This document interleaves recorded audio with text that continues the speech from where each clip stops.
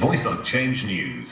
This is Voice of Change Radio News. I'm Amanda Kumalo. A quick look at stories making the headlines. Concede defeat seek dialogue, Chamisa told. In business news, Bulawayo colleges open companies as Education 5.0 bears fruit. In regional and international news, Zim Russia to accelerate implementation of MoUs. In sports news, its advantage Ngezi Platinum Stars as Bosso Manica Diamonds fall. The news in detail. Triple C leader Mr. Nelson Chamisa has been implored to concede defeat to President Mnangagwa following last month's harmonized elections and not seek to cause anarchy and despondence in the country.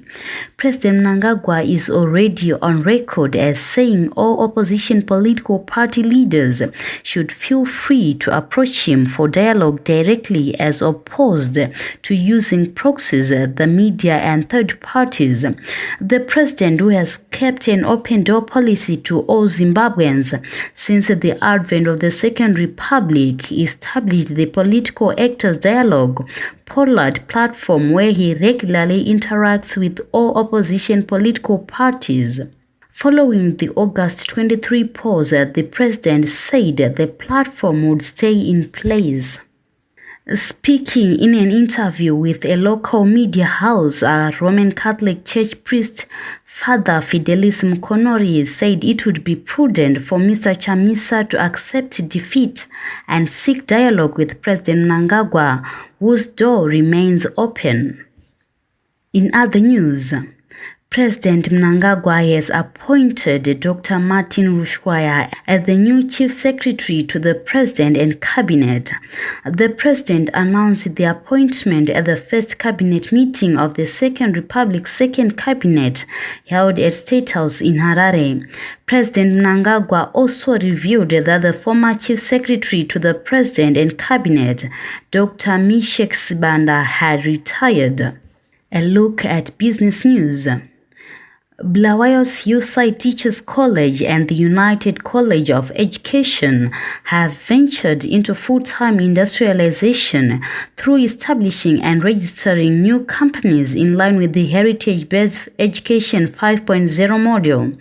The development adds impetus to the ongoing efforts by the government to re-industrialize Bulawayo and anchor the country's economy on increased high-value production with a focus on substituting imports and stimulating export earnings.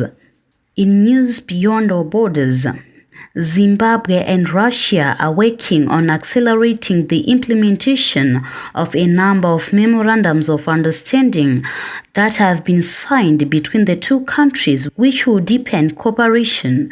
Yesterday, Russia ambassador to Zimbabwe, Mr. Nikolai Krasnikov, paid a courteous call on information, publicity and broadcasting services. Minister Dr. Jennifer Muskwere at his Mutapa offices in Harare to exchange notes on ways in which the two countries can consolidate their existing relationship. Minister Muskwere said the discussions centered on how best the two countries can accelerate the implementation of a number of MoUs that have been signed between Russia and Zimbabwe. And finally, in sports news, title chasing Ngezi Platinum Stars have opened a 4-point lead over second-place Islanders at a time when the Castle Lager Premier Soccer League action has reached a fever pitch. The local elite football league is now at a state of extreme excitement, and Week 24 fixtures program saw Tekshua Chiragwi mentored Mondoro-based Ngezi Platinum Stars take their points tally to 48 after they thumped ZPC Kariba 3-0 in a match that was played at Nyamunga Stadium on Saturday. That brings us to the end of this bulletin. Voice of Change News.